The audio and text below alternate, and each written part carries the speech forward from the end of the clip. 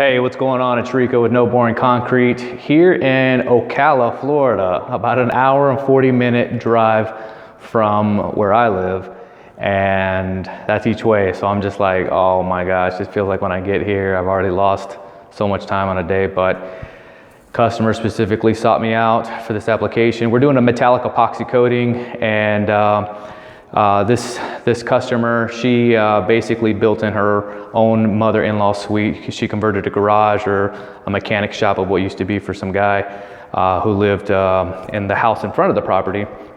And now she's converted to her own living quarters while she put her, her children, her family in the house, in the bigger house up front. But what we're doing here is we're doing, like I said, a metallic epoxy floor. So we are prepped already. I came in, I ground the floor down. There was some kind of like gray paint or something on there. So we ground most of that up. Some of it, this is very, very soft concrete. It was very difficult on trying to get this ground down the right way, because if I used the big hand grinder, it was eating it up really quick. I mean, pretty bad. And then if I used a small one, it was just the right finesse, but it was going to take me forever and a day. So I ended up pulling out the big machine, and I was able to move it quick enough and spin around. I look like a crazy man, and just get it ground up enough that we can get this moisture barrier that we're going to be putting down today, put it down and get good adhesion. The moisture barrier is a very important thing for you guys who are doing metallic epoxy floors or any coatings. I don't know the situation of how this concrete was poured, when it was poured, and if they even have visqueen or vapor barrier plastic sheathing underneath to prevent moisture from mitigation from coming up through the slab. So to cover my rear and to give the customer a quality product, we put down the moisture barrier first, and then we can put the base coat and then start moving forward with the metallic coat. So basically what we got here is there are some cracks that were filled in with some other material. We're just going to leave those. We didn't originally anticipate addressing those issues anyways. The customer was actually fine with leaving the control joints here completely open, just as long as they were cleaned out. So I went ahead and filled them in flush, so at least the floor will look like one solid piece, one consistent floor versus four big squares or rectangles or whatever. We did address some cracks that were deeper. I opened them up and I repatched them in. That right there was just a big hump that just kind of went up. So I filled that in and then ground it down. This was a transitional piece that the tile company who put that tile floor down, they kind of created a slope, but it was kind of left crappy. So I smoothed it out, made it a little bit better looking than what it is.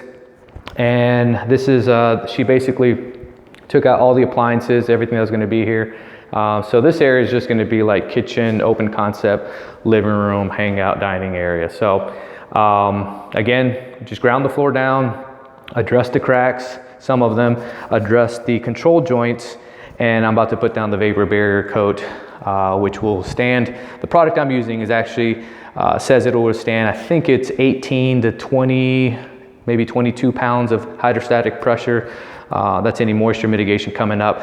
That if you don't know about epoxy coatings, moisture is the epoxy's #1 enemy. If you get any moisture underneath the slab, that epoxy, along with like poor prepping of the floor so you have good adhesion, will delaminate. And what that means, it'll just peel up on you like one big sheet. I've seen it happen. It's happened to me in various spots, but it was out of my control. So that one was not really my fault, but I have seen others, and it is a nightmare, and it just sucks. So thank God that we go above and beyond on the prepping.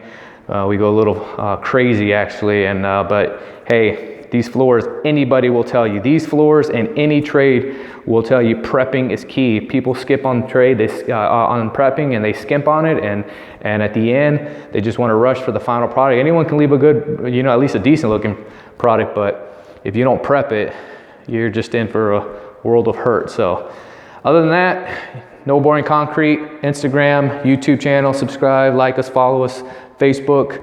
If you have any questions, any concerns, feel free to reach out. If you are even curious, if we come out to your area, depending on the project and depending on what you have in store or what you got in mind, we may come out all the way out to you. Like I said, I'm over here in Ocala, a little bit out of my neighborhood.